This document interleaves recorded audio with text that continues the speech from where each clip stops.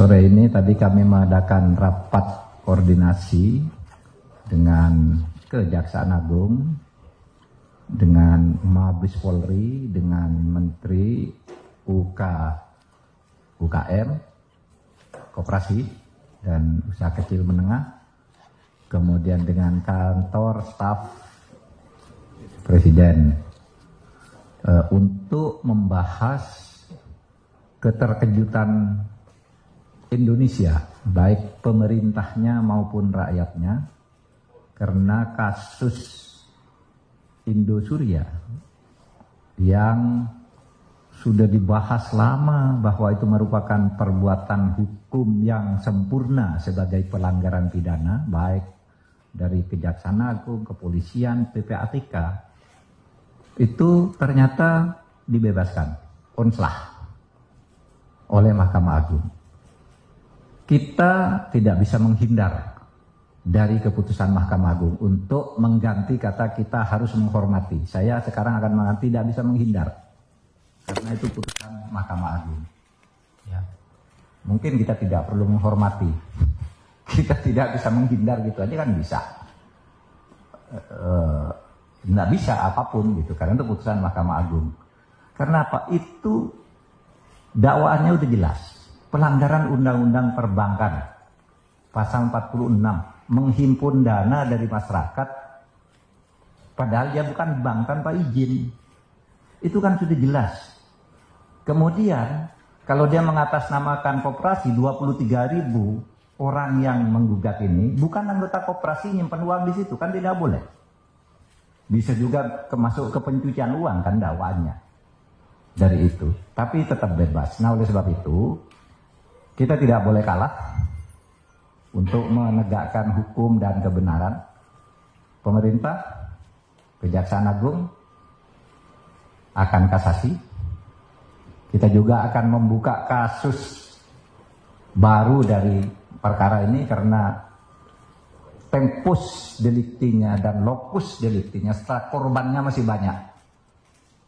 Kita tidak boleh kalah untuk mendidik bangsa ini berpikir secara jernih dalam penegakan hukum. Dalam pada itu, pemerintah juga akan segera melaksanakan putusan PKPU, Peradilan Niaga, ya, yang sudah memenangkan itu pemerintah ya, nasabah atau penabung untuk ya mengambil harta itu untuk dibagi. Itu putusan pengadilan, cuma masalahnya sekarang pengurusnya masih yang lama. Nanti kita akan melakukan langkah hukum. Dan untuk jangka panjang, panjang dalam arti di luar panjang sesudah ini, tidak panjang-panjang amat kalau waktunya, kita mohon pengertian kepada DPR. Kita akan merevisi Undang-Undang Koperasi. Karena sekarang penipuan-penipuan dan pencurian uang rakyat itu, kalau Undang-Undang Perbankan ada pengawasnya. Kalau Undang Koperasi itu mengawasi dirinya sendiri koperasi, sehingga Menteri Koperasi, pemerintah tidak bisa ikut ke dalam. Baru sesudah terjadi dipaksa ikut oleh hukum. Nah, oleh sebab itu mohon pengertiannya, kita akan mengajukan revisi Undang-Undang Koperasi agar penipuan-penipuan yang berkedok koperasi ini bisa segera diakhiri dan ditangkal untuk masa yang akan datang. Demikian untuk kasus Indosuria. Kepada masyarakat juga hati-hatilah, jangan sembarang nyimpan uang di koperasi juga.